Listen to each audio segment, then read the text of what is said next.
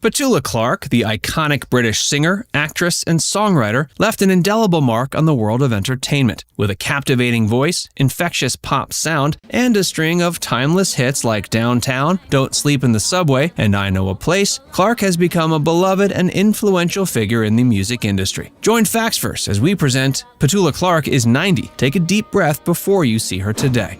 Early years. Petula Clark, born November 15, 1932, in Epsom, Surrey, is a renowned British singer, actress, and songwriter. She began at a young age displaying talents in singing and acting. Her early life was shaped by a supportive family and a love for performing. Her father, Leslie Clark, was a well-known British theater artist, and her mother, Doris, was a talented pianist. From a young age, she showed a natural aptitude for music and performance, and she started singing on BBC Radio at just 7 years old. In her early teens, Clark made her debut in the entertainment industry as a child actress, starring in various British films and radio productions. Her breakthrough came in the 1940s when she recorded her first hit single, Put Your Shoes On, Lucy, at age 14. Her early success led to her becoming a popular figure in the British music scene, and she gained international recognition in the 60s with hits like Downtown, Don't Sleep in the Subway, and I Know a Place. Her distinctive voice, coupled with her ability to deliver emotional and infectious performances, endeared her to audiences around the world. Throughout her career, Petula has explored various genres, from pop and rock to jazz and Broadway musicals. She's received numerous accolades, including Grammy Awards, an Emmy Award, and a CBE for her services to music and entertainment. She's also made a mark in the world of acting, appearing in films, TV shows, and stage productions.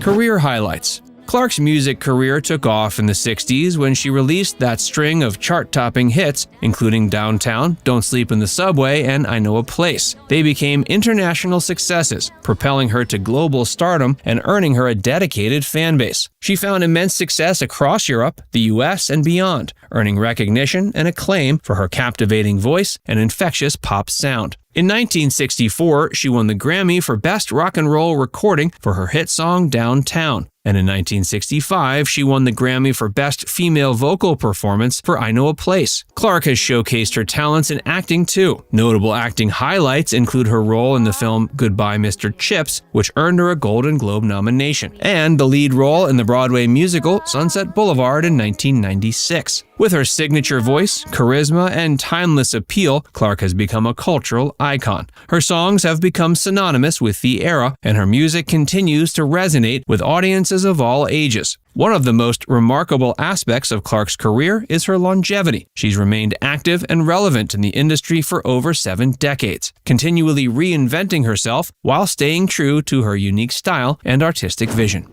The incident with Harry Belafonte. In 1968, Petula Clark and Harry Belafonte delivered a historic and controversial performance on an NBC television special. The duet took place during a racially charged period in America's history, and the controversy surrounding their performance centered on a seemingly innocent act of physical contact. As they sang the civil rights anthem, On the Path of Glory, Clark spontaneously touched Belafonte's arm during a moment of shared connection. This simple gesture sparked controversy as it violated unspoken racial boundaries and cultural norms of the time. The show's sponsor was Plymouth Motors, and reportedly their head of advertising, Doyle Lott, tried to get the performance nixed and Belafonte banned from the show. Fortunately, he was unsuccessful. The controversy surrounding Clark's touch highlighted the deeply ingrained racial tensions and societal expectations that existed during the era. Despite its innocuous nature, the moment became a symbol of unity and defiance against racial prejudice. Clark's gesture was seen as an act of breaking racial barriers and expressing solidarity in a time of intense racial strife. The performance is also remembered for the powerful message it conveyed, as 2 prominent artists from different racial backgrounds came together on a national platform. Their collaboration symbolized a call for unity and equality.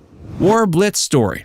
Petula told NPR a wild story about performing during World War II. She talked about how, when she was 8 years old and living in London, there was a theater near her that the BBC would use to record and broadcast messages. They used it because it was located underground, safer from potential harm. And that harm was a very real thing, as this was the time of the air raids and the Blitz of London. The BBC would often have kids in the theater, there to record messages of hope and connection to their older family members serving abroad. On one occasion, the bombing on the streets of London, just above the theater, was so loud and raucous that all the kids were frozen with fear. The BBC workers frantically tried to think of something to calm their nerves. They asked if any of them would like to perform or read some poetry or anything that might take everyone's mind off the attack above. According to Clark, none of the other kids moved a muscle, but she jumped up and volunteered. Clark said, quote, "I was 8 years old, very small, and they put me on a box so that I could reach the microphone. And I sang." The proposition from Elvis. Clark was close friends with star singer Karen Carpenter. The two became friendly originally after meeting at the premiere for the movie Goodbye Mr. Chips. The Carpenters were still an unknown band, not on a record label, but they had snagged a slot performing at the after party. Clark saw something in them and even went so far as to point them out to Herb Alpert. Alpert was impressed and later signed the Carpenters to a record deal. In that process, Clark got to know Karen, with whom she shared a deep bond. This was in spite of the fact that they didn't get to spend a ton of time together. Flash forward to a few years later, when Clark and Carpenter were at the top of the music world. They were hanging in Elvis Presley's dressing room after one of his shows. Elvis took the opportunity to proposition the two of them to have a threesome, but Petula was very protective of Karen, whom she thought of as young and innocent. So she replied a resounding no for the both of them. Elvis dropped the idea, but then reportedly said to Petula, in a playful way, "I'm gonna get you one day." But Clark has always insisted that that particular prediction never came true.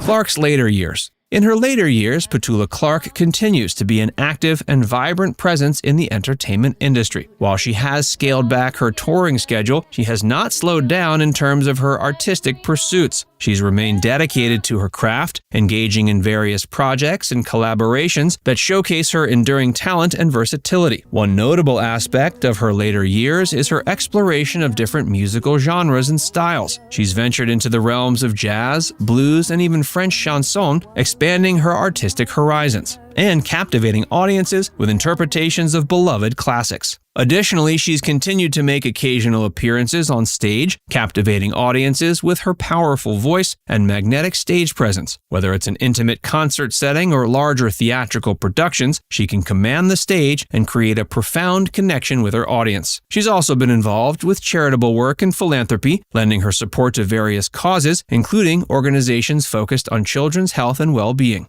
Now it's time to hear from you. What's your favorite memory of Petula Clark? Did you know about the famous incident with Harry Belafonte? Let us know in the comments section below.